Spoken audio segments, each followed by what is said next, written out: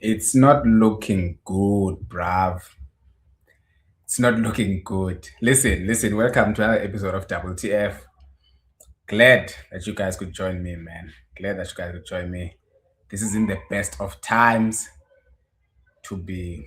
This isn't the best video that I'm probably gonna make, but we're committed to the cause, so we have to make it. Um, if you please, guys, turn the notifications on, man. Turn the notifications on. You need to know when I'm dropping. So if you have the notifications on, then whenever I drop a video, you will just get notifications, and then you can go watch. But crazy thing happened yesterday. Actually, before yesterday, I on Thursday, right? I was talking to my Man United boy. My boy supports Man United, and we're actually talking about doing a preview for the game. So we were actually gonna do a preview, but due to other commitments, it couldn't happen, unfortunately. But thank God that did not happen, man. Thank the man above the skies that did not happen, because I definitely would have said things in that video that I would be regretting right now. So who knows, man? The God works in mysterious ways, for sure, for sure. Anyways, let's talk about the game, man. Let's talk about the game. Man United. Listen, Man United stand as another 3-2, man, at the Emirates. I'm not gonna lie, I did not see that coming. And that wasn't me being arrogant. I like to think that I'm level-headed when it comes to football conversations. But I couldn't imagine United coming to the carpet under the lights and destroying us like that, man. That was a blaming. That was a blaming. I'm not gonna lie. Listen, when I was watching this game, they gave Martinez the own goal. It was actually an own goal, to be fair. But when I was watching this game, it reminded me a lot about the Liverpool game. A lot about the Liverpool. By the way, we've been won in 3 games right now in the Premier League. That's not the titles elect form, to be honest. We've collected 2 points out of 9 in the last 3 games. That is poor. Anyways, when I was watching this game reminded me a lot about the Liverpool game that we played. That nil game we played against Liverpool at the Emirates, where in the first quarter of the game, like the first 25 minutes, we show the quality difference between the two sides, where we almost control all phases of the game. And then from the second quarter, leading to half time, things start to even up, like the game starts to even up, and then second half will just disappear. That's the exact same thing that happened in this game. The first quarter of the game, we were by far the superior side. We were most comfortable in position. We were the one peppering United. We were probing, trying to find openings, trying to create chances.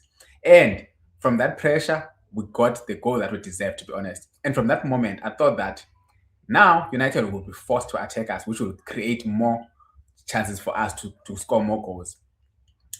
Then Zubamendi, who was not good yesterday, by the way, even besides that mistake, gave them a goal, gave Mbumo a chance, went on to score an equalizer. After that, United were the better team. After United equalized, they were the better team, man. I'm going to talk about United in a second, because I'm sure their fans will want me to talk about it. Our defense was shaky, even when we were playing for the back, without United even forcing us to make mistakes. But we were making mistakes. Saliba was shaky, Hincapie was shaky, Raya wasn't comfortable in position. Even Declan Rice in that first half, he would make loose passes unprovoked. Odegaard was okay in the second half, but he started to die slowly into the game. It was just frustrating. Trossard was non-existent. Basically, we had 2 players who actually showed up yesterday in this, which I don't usually agree with this sofa score, but these 2 boys, Saka and Rice, were the only one who actually showed up yesterday in the entirety of the game. But we lost yesterday, not down to us being poor. Actually, it was down to United showing another good performance, back-to-back performance against title challengers Man City and Arsenal right now.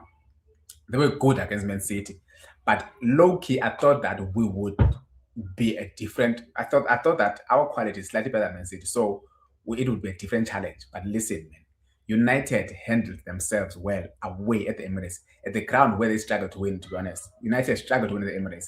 I don't usually watch United games at the Emirates thinking that they will win. They struggled, but yesterday they. This is the thing that happens with United right now. A lot of their better players have found a way to perform to their level best. And that's the thing you want from the club.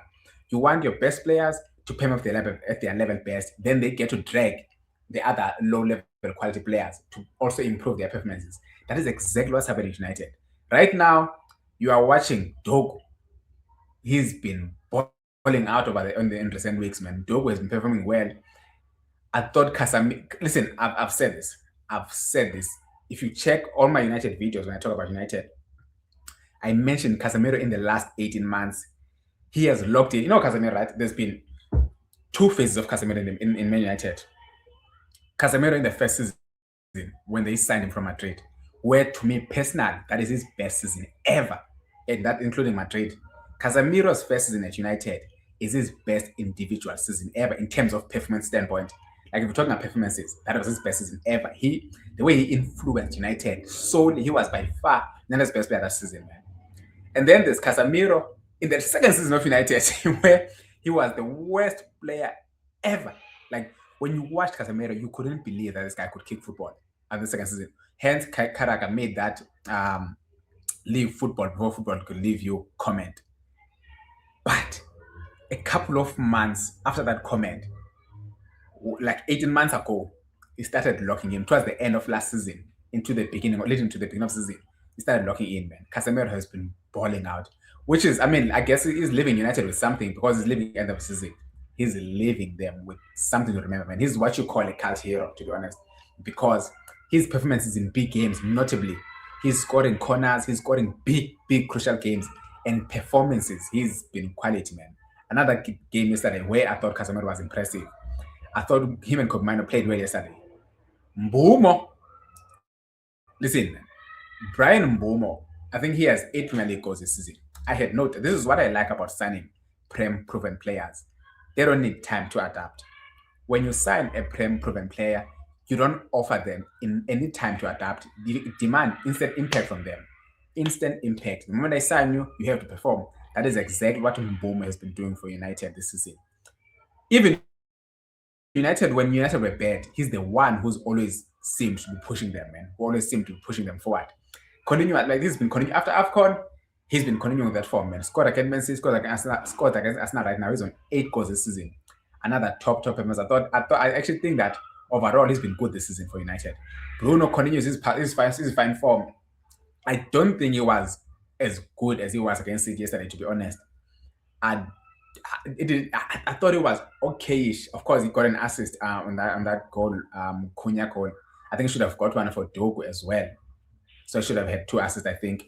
Let me check how many assists they said he had here.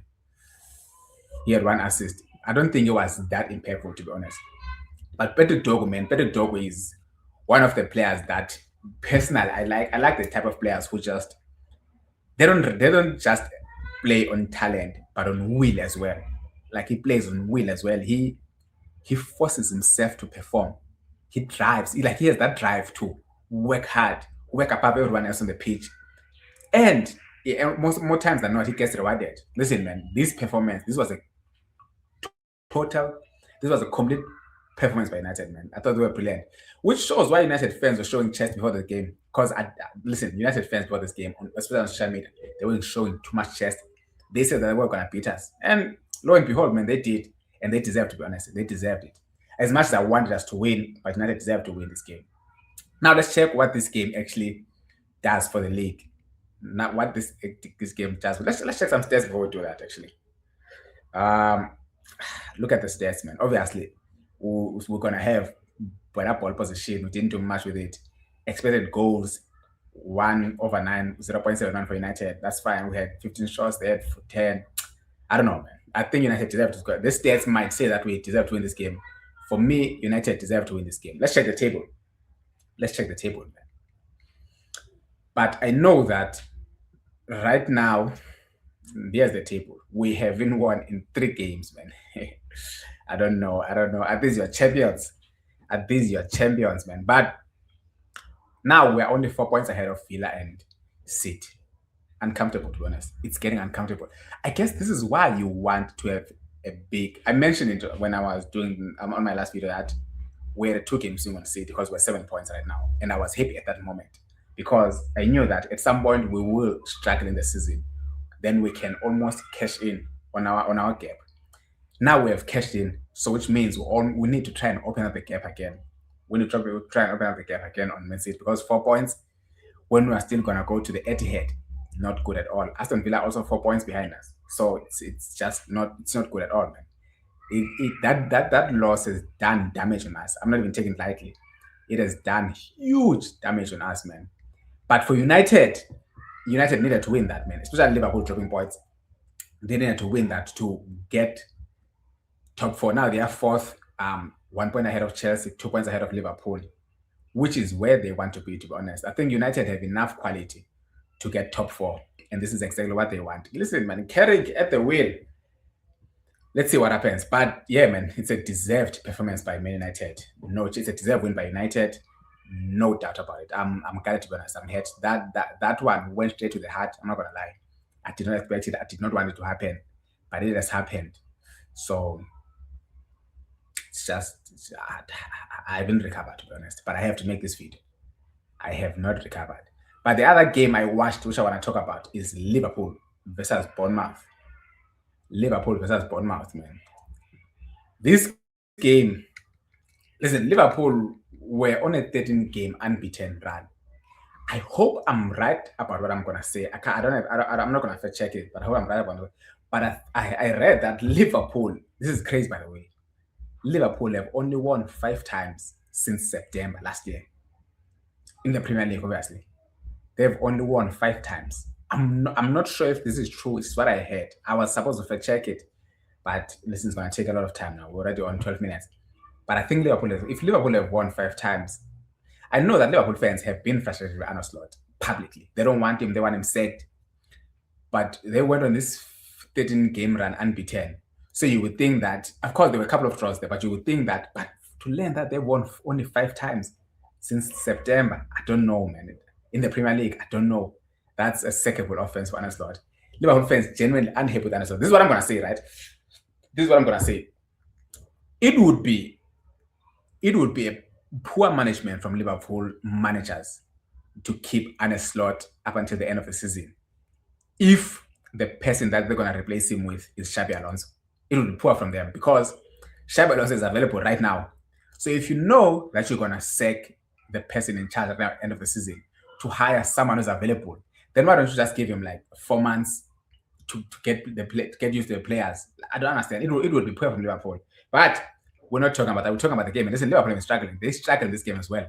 I thought Bournemouth won and they were deserved winners, man. Szoboszlai nearly saved them again. Szoboszlai has been having a good season, by the way. He's been having a good season. It's such a shame because he's actually been one of the best performing midfielders in the Premier League in general. But because he's playing for a team that's struggling, so his performances almost get overlooked. So, but Bournemouth played well, man. Bournemouth deserved to win this game. I think they've only won 1 of their last 10. Bournemouth, they've been struggling. So it's only good that they got this win over. But Liverpool are struggling, man. They have a lot of similar opposite to what I said to United, that United have a lot of performing players. Liverpool, their key players are underperforming, man. Their key players are underperforming. Mo Salah has been evidently poor this season. Van Dijk has been poor this season. Mark Allister has been poor this season. So all their leaders, the players who were registered in the season that they won the Premier League, have been poor this season. And that's having a dent on Liverpool, man. I don't think it was a good game from them, as much as they nearly stole a draw. But I think that Bournemouth deserved to win that game. And that leaves Liverpool now to 5th or 6th, actually. They are now 6th. That's not good, man. That's just not good. Let's just check their fixtures. Let's check Liverpool fixtures, man. I would think Liverpool have enough quality to make. With that quality, they should be making top 4. Not good. They're playing Newcastle and City at home back to back. I mean, if they want to lose this game, just lose Newcastle, boys. Just lose against Newcastle and then win City. Sunderland haven't lost a game at home all season, so I'm guessing this won't be easy for Liverpool. It's not easy fixtures, man. It's not easy fixtures. But yeah, guys, man, I decided to make this video. I don't want you guys to think that I'm running away when we don't win, when we lose. To be honest, I couldn't make it yesterday. I couldn't get myself to make this video yesterday. My heart wouldn't allow it. But now I just came back from work, decided, no, let me sit down. Let's chat footy on WTF. Other than that, yeah, man, like that's it. Congratulations to United for winning. They thoroughly deserve to win that game. I don't know what's gonna happen from now on, man. I don't know what's gonna that those performances are worrying me. I hope that we can win against Leeds and maybe Tottenham do something against it, which I highly doubt. And then we get that 7-point gap again. But let's see, man. Other than that, please, guys, continue to like, share, and subscribe, man. Comments down your thoughts below. Do you think that United will make top 4? Are United in the right trajectory right now under Carrick? Or you can even tell me if you think that the bottling time has started for us now. If we can, if from these are the signs that suggest that we're gonna lose the league. Because me, I don't know, man. I'm a bit confused right now. But yeah, guys, come let's like, share, and subscribe. I'll see you soon.